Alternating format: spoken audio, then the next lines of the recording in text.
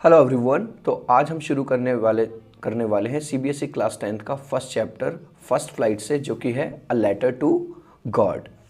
और आपको सबको शुरू करने से पहले मैं ये बता दूं, ये जो स्टोरी है ये स्टोरी है एक फार्मर यानी कि एक किसान की। और उस किसान को भगवान में यानी ईश्वर में बहुत ज़्यादा विश्वास होता है। और एक बार क्या होता है कि जो उसकी फसल है वो हो जाती है ख़राब। अब उसके पास खाने पीने के लिए कुछ नहीं है, कोई पैसा नहीं है, तो वो भगवान को पत्र लिखता है। He writes a letter to God. ठीक है। और भगवान को पत्र क्यों लिखता है? भगवान से कहता है कि मुझे कुछ पैसे भेज दो। अब क्या भगवान उसे वो पैसे भेजते हैं? क्या भगवान की तरफ से कोई लेटर आता है या नहीं आता, वो अब हम इस स्टोरी में पढ़ेंगे। तो चलिए शुरू करते हैं ये चैप्टर।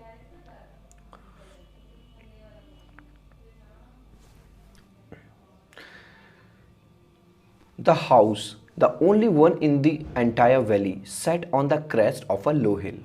अब ये बता रहे हैं लेंचो जिस घर में रहता है उस घर की विशेषता बता रहे हैं कि पूरी की पूरी वैली में, पूरी घाटी में सबसे ऊपर वाली क्रेस्ट ऑफ ए लो हिल, एक छोटी सी मतलब जो पहाड़ी है उसके ऊपर, उसकी चोटी पर, क्रेस्ट का मतलब है चोटी पर, एक ही घर था। From this height, one could see the river and the field of ripe corn dotted with flowers that always promised a good harvest. और इतनी ऊंचाई से वहाँ से क्या दिखाई देता था? किसी को भी दिखाई देती थी, जो नदी बहती थी वो दिखाई देती थी, और जो लेंचो जो फसल उगाता था कॉर्न की, मक्का की, और उस पर जो corn dotted with the flowers, मतलब दूर से वो डॉट डॉट दिखाई देते थे। जो उसके जो फ्लावर्स हैं वो दूर से उस चोटी से फ्लावर्स की तरह दिखाई देते थे।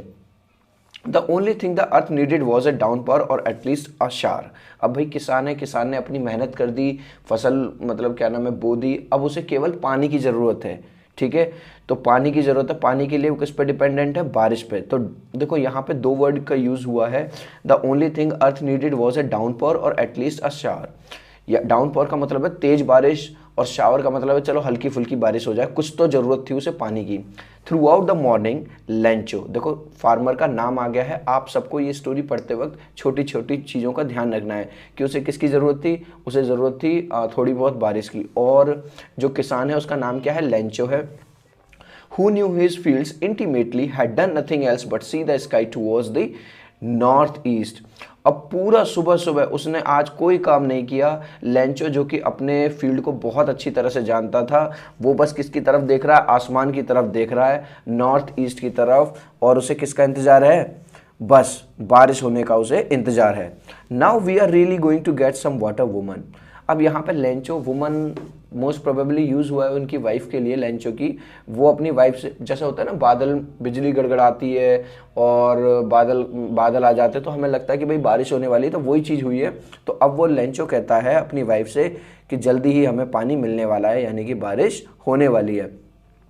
The woman who was preparing supper replied yes God willing. अब जो औरत थी यानी कि जो उसकी वाइफ थी, जो खाना बना रही थी, रात का सपर बना रही थी, तो वो कहती हाँ हाँ बिल्कुल, ईश्वर की इच्छा हुई। गॉड विलिंग का मतलब है ईश्वर की इच्छा हुई तो जरूर बारिश होगी। The older boys were working in the field while the smaller ones were playing near the house until the woman called to them all come for dinner. अब जो बड़े बच्चे थे, यानी कि लेंचो के बच्चों की बात हो रही है, लेंचो के जो बड़े लड़के थे वो तो खेत में काम कर रहे थे, लेकिन जो छोटे बच्चे थे वो घर के आसपास ही खेल रहे थे। और वो तब तक ये काम चलता रहा जब तक कि उसने, औरत ने यानी कि लेंचो की वाइफ ने उन सबको बुला नहीं लिया कि आओ भाई डिनर करो, खाना खाओ। It was during the meal just as Lencho had predicted big drops of rain begin to fall. और जैसा कि लेंचो ने अनुमान लगाया था, प्रिडिक्टेड का मतलब है, प्रिडिक्ट का मतलब होता है अनुमान लगाना, तभी खाना जैसे ही उन्होंने शुरू किया तभी बारिश की बूंदें गिरने लगी बड़ी बड़ी। In the north east huge mountains of clouds could be seen approaching. और नॉर्थ ईस्ट दिशा में यानी कि उत्तर पूर्व वाली दिशा में बादलों को देखा जा सकता था अप्रोच करते हुए। Huge mountains of clouds. The air was fresh and sweet. और जो हवा थी वो भी बहुत मतलब फ्रेश थी और स्वीट थी। The man went out for no other reason than to have the pleasure of feeling of the rain on his body. अब भाई किसान है, किसान आदमी है बेचारा, इतनी मेहनत करके उसने बीज डाला है, सारे काम किए हैं। अब जिस बारिश का इंतजार कर रहा था वो बारिश होने लगी तो वो बाहर चला जाता है और उस बारिश को अपनी बॉडी पे फील करने के लिए, मतलब उसे अच्छा लग रहा है, to have the pleasure of feeling the rain on his body, ठीक है। And when he return he explain these are not rain drops falling from the sky, they are new coins. और जब वो वहाँ से लौट के आता है थोड़ा सा बारिश में भीग के, तो वो कहता है ये बारिश नहीं हो रही है, ये हमारे लिए सिक्कों की तरह है। The big drops are 10 cent pieces and the little ones are 5। वो कह रहा है उन सबसे, अपने घर वालों से, कि ये जो बड़ी बड़ी पानी की बूंदें हैं ये 10 सेंट के पीसेज हैं। जैसे हमारे यहाँ होते हैं ना 10 रुपये इंडिया के, 10 and the little ones are 5। और जो छोटे हैं, जो छोटी छोटी बूंदें हैं वो 5 सेंट के बराबर हैं। तो यहाँ पे वो कहना क्या चाह रहा है, यहाँ पे लेंचो कहना ये चाह रहा है कि ये जो पानी की बूंदें हैं जब ये हमारे इसमें जाएंगी, हमारे इसमें खेत में जाएंगी, तो उससे क्या होगी, हमारी फसल अच्छी होगी। और जब हमारी फसल अच्छी होगी तो मैं इन फसल को बेचूंगा और इनसे मुझे जो पैसा मिलेगा, तो ये उस सेंस में कह रहा है, इसलिए इससे मैं पैसा कमाऊंगा खूब सारा। With a satisfied expression, he regarded the field of ripe corn with its flowers draped in curtain of rain. अब वो मन में, जाहिर सी बात है, जिस चीज़ की उम्मीद थी वही हो गई, अच्छी बात हो गई, तो मन में कहीं ना कहीं वो सेटिस्फाइड है। He regarded the field of ripe corn with its flower draped in a curtain of rain.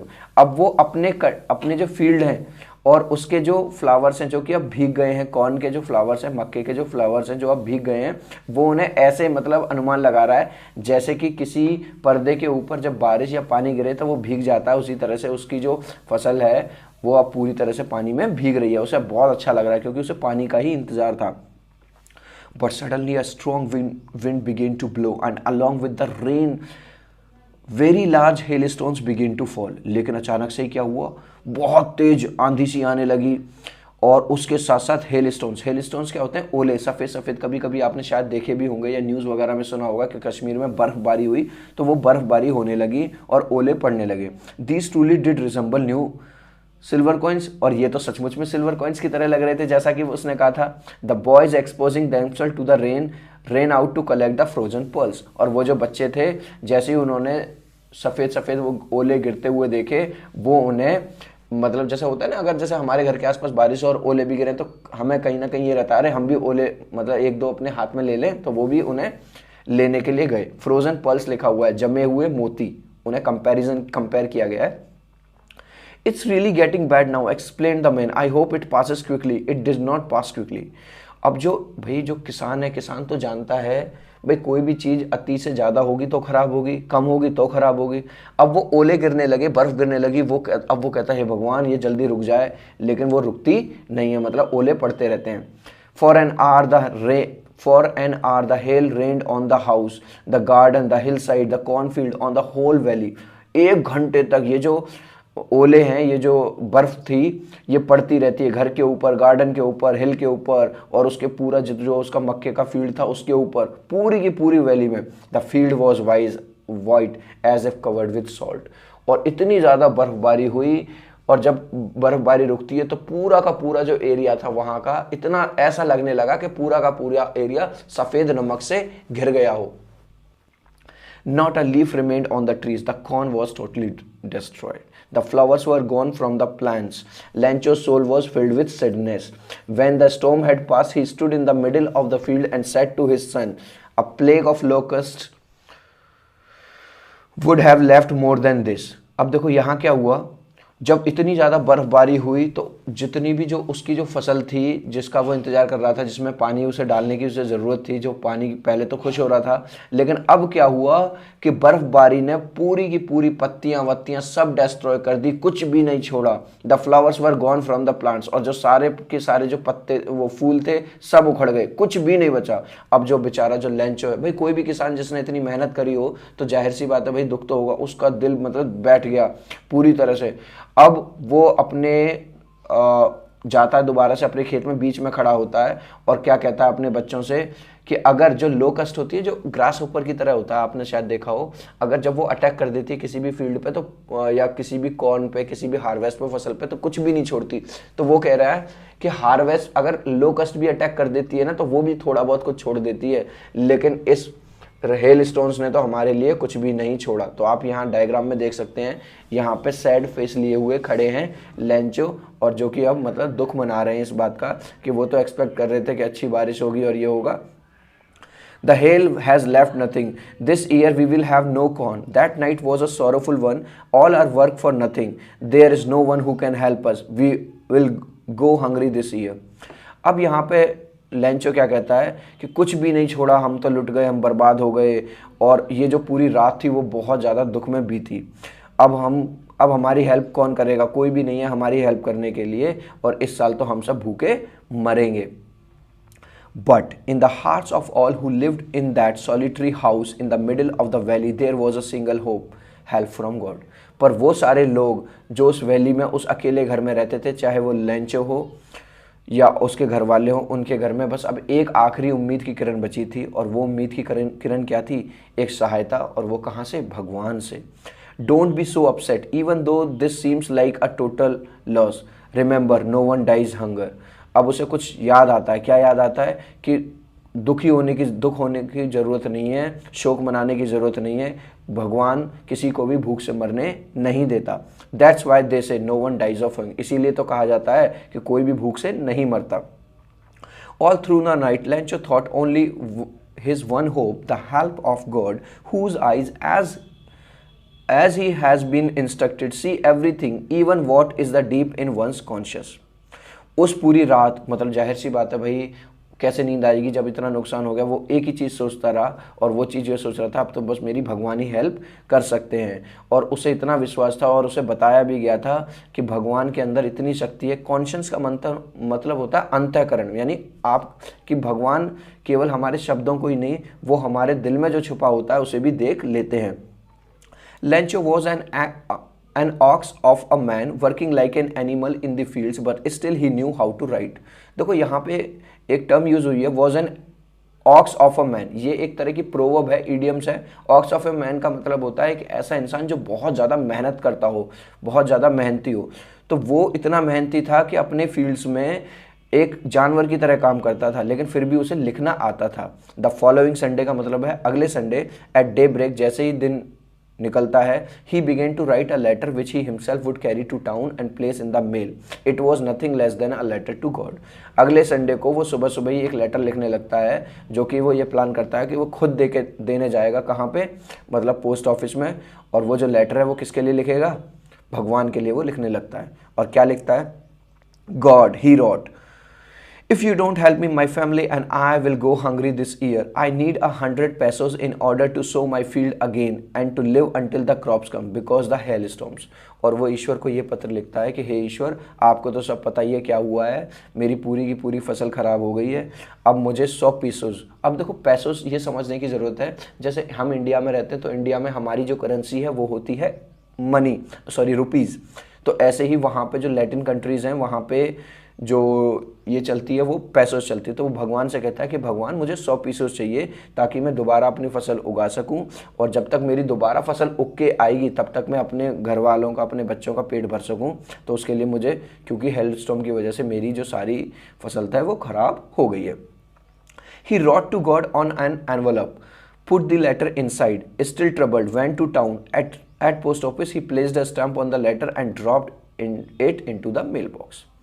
उसने एनवलप के ऊपर क्या लिखा? To God. टू गॉड का मतलब जैसे हम एड्रेस लिखते हैं कि भैया ये, तो उसने भगवान का एड्रेस तो कुछ नहीं, बस ऐसा लिख दिया टू गॉड।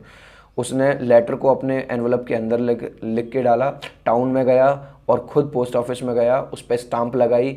स्टाम्प लगाने के बाद उसने वो मेल बॉक्स में डाल दिया। One of the employees who was a postman and also helped at the post office went to his boss laughing heartily and showed him the letter to God. अब जो एक एम्प्लॉय था वहाँ पे जो कि तरह तरह के काम भी करता था, थोड़ा पोस्टमैन भी था, जब उसे वो लेटर मिलता तो वो बड़ा हंसता है और अपने बॉस के पास जाता है हंसते हुए कि देखना किस पागल ने ये इस तरह का लेटर लिख दिया। भगवान को भी क्या लेटर लिखा जाता है क्या? Never in his career as a postman he known that address.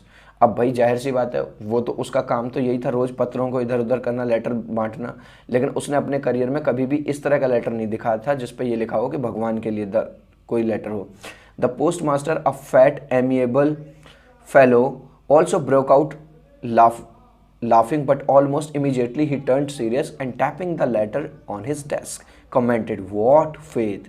जो पोस्ट मास्टर है पहले तो वो भी थोड़ी देर के लिए हंसता है, लेकिन बहुत जल्दी सीरियस हो जाता है। और सीरियस क्यों हो जाता है? और अपनी डेस्क को टैप टैप करने का मतलब होता है कुछ आवाज़ करना या थोड़ी सी उस पर कुछ मारना ताकि आवाज़ हो। और वो कहता है, देखिए आज के टाइम में भी वॉट फेथ का मतलब क्या विश्वास है इस इंसान का। I wish I had the faith of the man who wrote this letter, starting a correspondence with God. अब जो पोस्ट मास्टर है, देखो जो पोस्ट मैन का जो बॉस है वो कहता है कि काश कि मेरे अंदर भी इतना ज़्यादा विश्वास होता भगवान को लेके कि इस आदमी का विश्वास देखो कि वो भगवान से करस्पॉन्डेंस कर रहा है। मतलब करस्पॉन्डेंस का मतलब है लेटर के थ्रू कम्युनिकेशन करना। So in order not to shake the writer's faith in God, the post master came up with an idea, answer the letter. अब जो पोस्ट मास्टर है, अब उसे ये लगता है कि अगर भगवान, भाई जाहिर सी बात है भाई भगवान को तो वो कहाँ से भेजेंगे लेटर, और भगवान कहाँ से उसकी हेल्प करेंगे। तो वो सोचता है कि इस आदमी का जो विश्वास है भगवान से डगमगाए नहीं, तो इसलिए वो सोचता है कि हम इस लेटर का जवाब देंगे, भेजेंगे। But when he opened, it was evident that to answer it he needed something more than goodwill, ink and paper. But he stuck to his resolution. He asked for money from his employees. He himself gave part of his salary, and several friends of his were obliged to give something for an act of charity. अब क्या हुआ भाई, जैसे ही वो letter खोलता है, लेकिन अब उसने लगा था कि हमें तो बस आंसर लिखना है तो लिख देंगे, लेकिन जैसे ही लेटर खोलता है तो अब उसे पता चलता है कि भैया खाली जवाब नहीं देना, अब तो पैसे भी देने पड़ेंगे कुछ।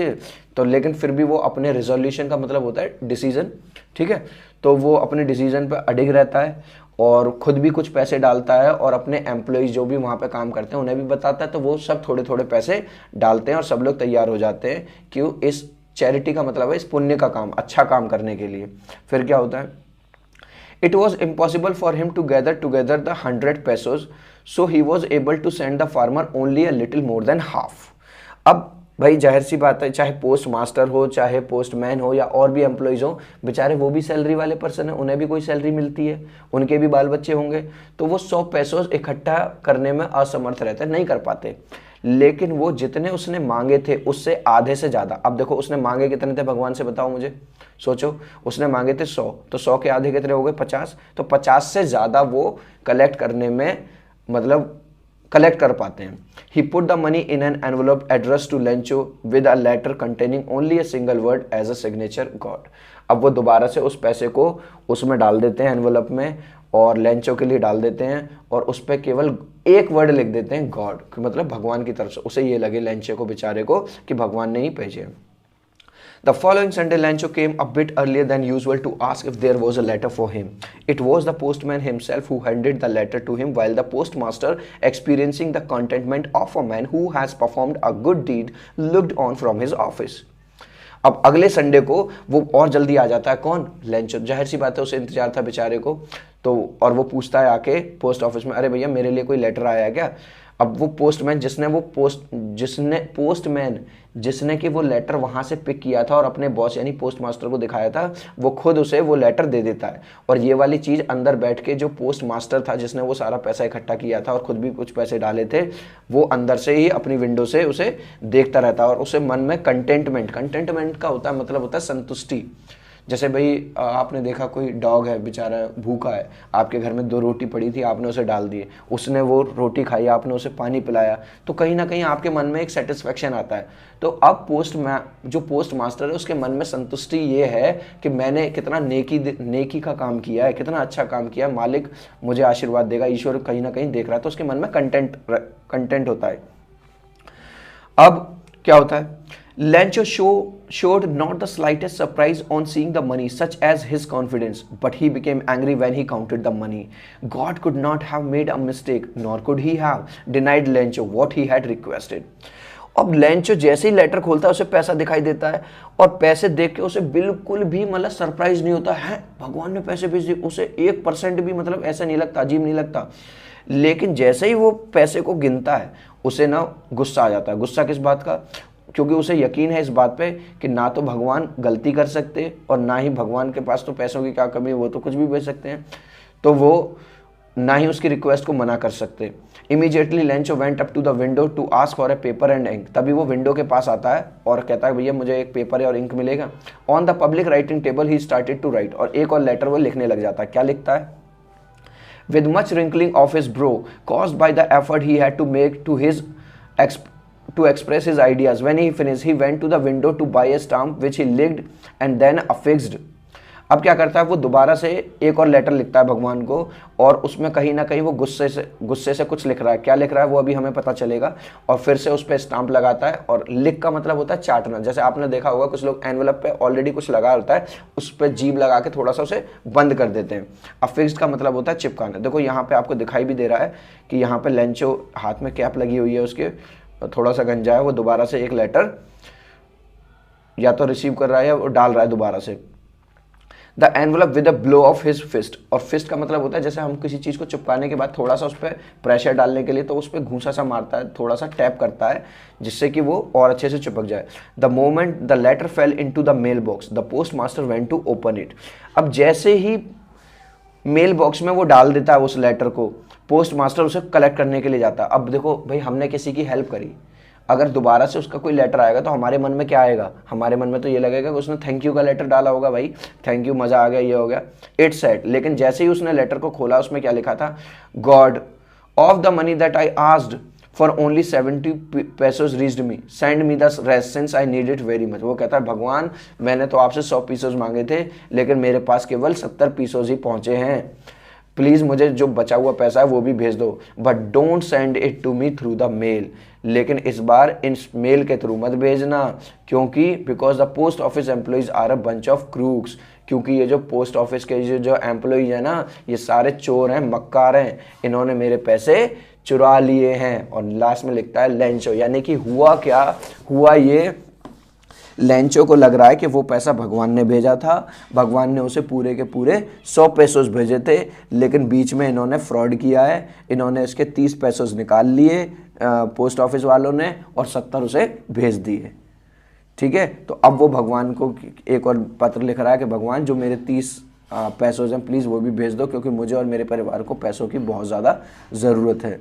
तो कहीं ना कहीं देखो, इसमें इस स्टोरी में हमें एक तो लेंचो का जो अडिग विश्वास है उसका तो पता चलता ही है, लेकिन थोड़ा सा हमें ये भी पता चलता है कि लेंचो को प्रैक्टिकल नॉलेज ना के बराबर है, और कुछ मामलों में वो एक फूल की तरह, फुलिश की तरह एक्ट करता है। जिन लोगों ने उसकी हेल्प करी वो उन्हीं के अगेंस्ट। हालांकि अब इसे उसकी ऑनेस्टी कहें या उसका प्योर हार्ट बोलें, प्योर सोल बोलें, ठीक है। सो आई होप कि ये जो लेसन था, ये आपको, ये जो एक्सप्लेनेशन है आपको समझ आ गई होगी। अगर आपको ये एक्सप्लेनेशन अच्छी लगी हो तो प्लीज़ शेयर करना अपने दोस्तों के साथ, और सब्सक्राइब कर लेना इस चैनल इंग्लिश बाबा को। अगर आप मुझसे, यानी कि मेरा नाम है लखन उपाध्याय, मुझसे अगर आप कांटेक्ट करना चाहते हैं तो मेरे नंबर 8059041145 80 590 411 45 पर मुझसे कांटेक्ट करें, मुझे कॉल करें। आपको अगर दूसरे भी किसी भी चैप्टर की 9 से लेकर 12 तक अगर आपको किसी भी चैप्टर की एक्सप्लेनेशन की ज़रूरत है तो आप YouTube पे जाके उस चैप्टर का नाम लिखें और उसके आगे लिख दें इंग्लिश बाबा, आपको वो आ जाएगा। या फिर जो मैंने अभी आपको नंबर दिया है उस पर आप मुझे मैसेज कर सकते हैं, व्हाट्सएप कर सकते हैं, ठीक है। अगर मैं कॉल ना उठाऊँ तो आप मुझे व्हाट्सएप कर सकते हैं, और आप मुझे उस चैप्टर का, आप वो चैप्टर मुझसे व्हाट्सएप पे मंगा सकते हैं। I will send you. Okay, bye. I will see you with new chapter.